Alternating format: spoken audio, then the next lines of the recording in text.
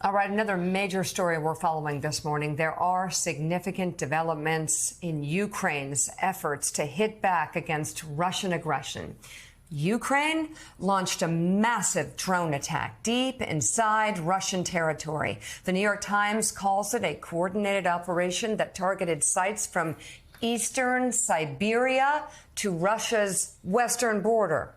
A source inside Ukraine's security service tells NBC News that more than 40 Russian bomber planes were targeted in the operation nearly 3,000 miles away from Ukraine. The mission, codenamed Spiderweb, is estimated to have cost Russia more than $2 billion worth of damage to its planes.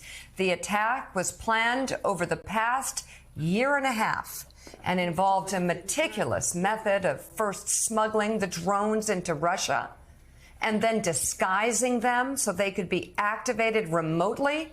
NBC News cannot independently verify the claims made by the Ukrainian source. However, Russia's defense ministry confirmed the attacks in a statement. There's also video. Let's bring in NBC News chief international correspondent Keir Simmons and editor at The Insider, Michael Weiss. Good to have you both with us. We'll be with you all in just 1 minute. David Ignatius, I want to begin with you, though. It is hard, is it not, to overstate the scale, the scope, the significance of these attacks. That's why we have the best panel of experts possible. I want to begin with you, David. Explain the scale and the scope of this and the strategic significance of it. And yes, the audacity of it. It's every part of this operation seems breathtaking. Tell us about it. So, Joe, Operation Spiderweb does show that Ukraine still has the ability to attack Russia in creative, surprising, aggressive ways across the whole breadth of that vast country. The basic details that we've learned, that this was planned for 18 months, that the Ukrainians figured out a way to take these cheap little FPV drones, as they're called, and pack them and transport them to near the attack sites in ways that were invisible to the Russians, and then use them to attack some of the most strategic aircraft in the Russian fleet in these widely dispersed bases from Siberia all the way to Murmansk in the north. It's a statement, Joe and Mika, that contrary to what President Trump said just a few weeks ago, Ukraine does have cards. You remember Trump saying, you have no cards. Basically, you have to capitulate in these negotiations. And here's Ukraine on the day before negotiations are set to begin in Istanbul saying, oh, yes, we do have cards. Take a look. It's said that there are 47 Russian planes that were in some way damaged. 117 Ukrainian drones are said to have been used in the attack. It's a startling statement. We're not as weak as you think we are. Yeah, Keir Simmons, I'm curious Russia's reaction to this and what you're hearing about the scale of these attacks. Well, Russia's calling it a terrorist attack, says the actions were, quote, repelled, and that it has detained some involved, although Ukraine says its operatives escaped Russia without capture. I think that's probably a holding pattern by the Russians. When inside Moscow, our folks who are based there say that on the morning news in Moscow, there was very little reporting, if none, of this, because the Russians will be kind of, licking their wounds, frankly, as David suggests. I mean, to give you another picture of the statistics, according to the Ukrainians, 34% of Russia's cruise missile-capable aircraft have been taken out by this attack. And just the audacity of it, it's very difficult to describe to folks who haven't been to Russia how big Russia is. 11 time zones. You get that picture when you're over in Siberia or over in Vladivostok, and you do a live shot for evening news shows on the East Coast, and it's the morning. in Russia. I mean, it is enormous. It's a long, long way from Ukraine. And for Ukraine to have been capable of doing this, been capable over all of those months of hiding those drones in those cargo trucks, and then to release images of those trucks, the roof, opening remotely, of those Russian bombers burning on the tarmac, unprotected is another point. The Russians were so confident that these long-range bombers were not able to be struck that they were not in hangars protected. They were frankly unprotected. I mean, to David's point about cards, there's a meme going around, and of course there's so much propaganda that follows these kinds of things. There's a meme going around that is a king of drones playing card. It is like something from a spy thriller, the actual operation.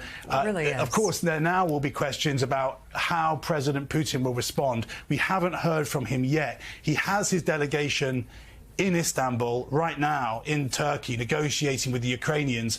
One of the questions has been, the Ukrainians, according to an envoy like Keith Kellogg, President Trump's envoy, have put forward their term sheet for what they want, their negotiating position. The Russians haven't done that. The Trump administration is saying, OK, President Putin, you've got weeks before we get fed up with this.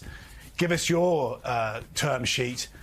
The question is whether a strike like this puts pressure on President Putin to negotiate more, or angers him and leads to further strikes. Just this weekend, I should just say, and I point out, it's important to say, there were further strikes in Ukraine, 71-year-old woman killed.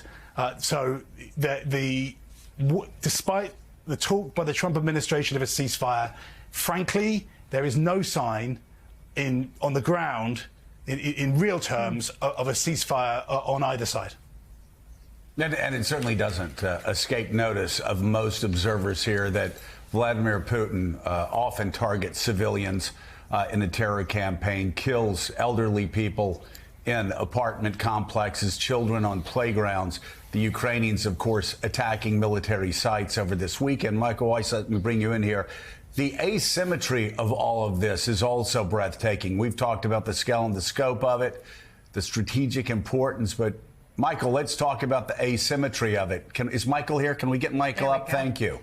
The asymmetry of all of this, Michael, where drones can be used, launched from 18-wheelers, and blowing up these planes instead of aircraft carriers. I mean, what we don't appreciate, I think, in the West is there's been a complete revolution in 21st century warfare pioneered by the Ukrainians. I mean, drones are their wonder weapon, of this campaign. And they'll tell you, we talk about U.S. security assistance, which is deeply important.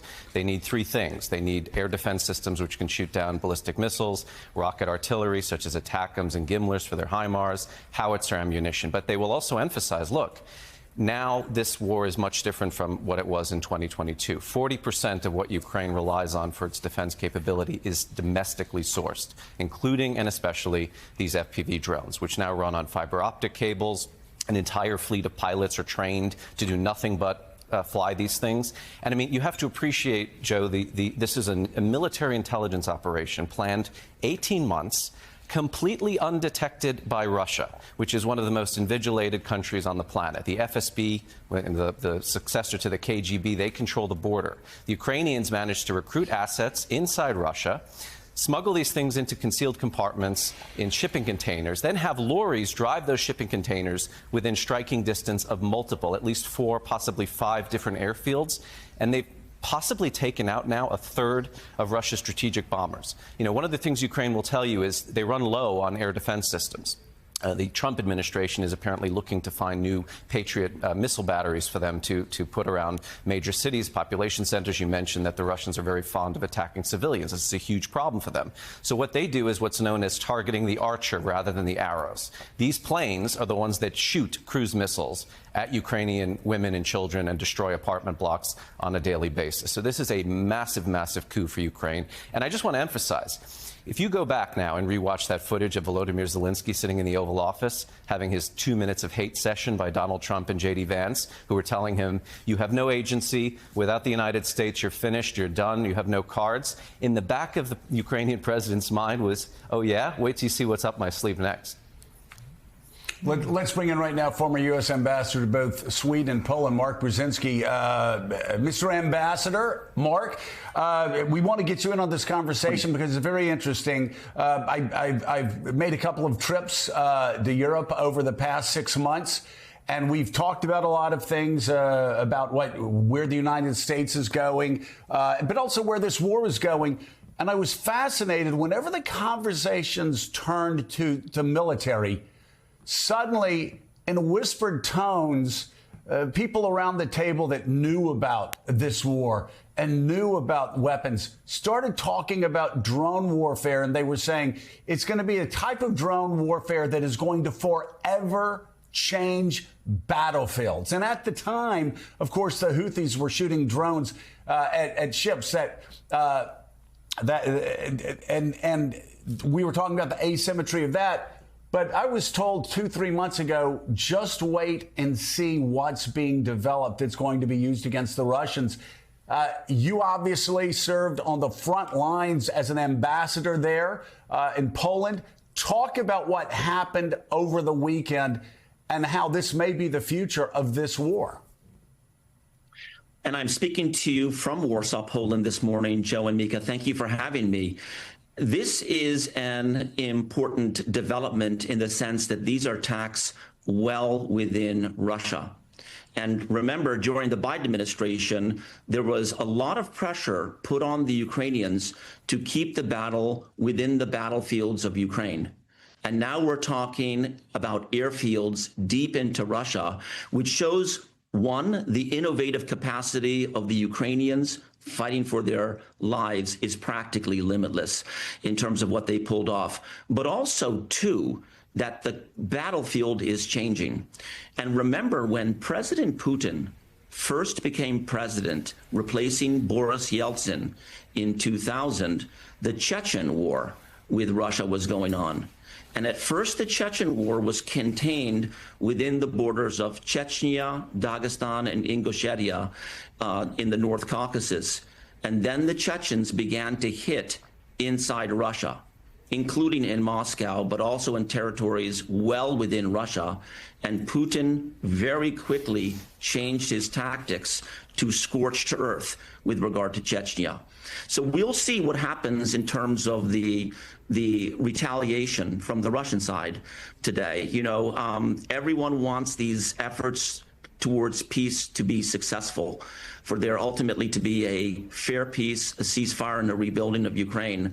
My worry is that we're going to see this drag on for a long time. We're approaching 1 million casualties on the Russian side. I repeat, 1 million casualties.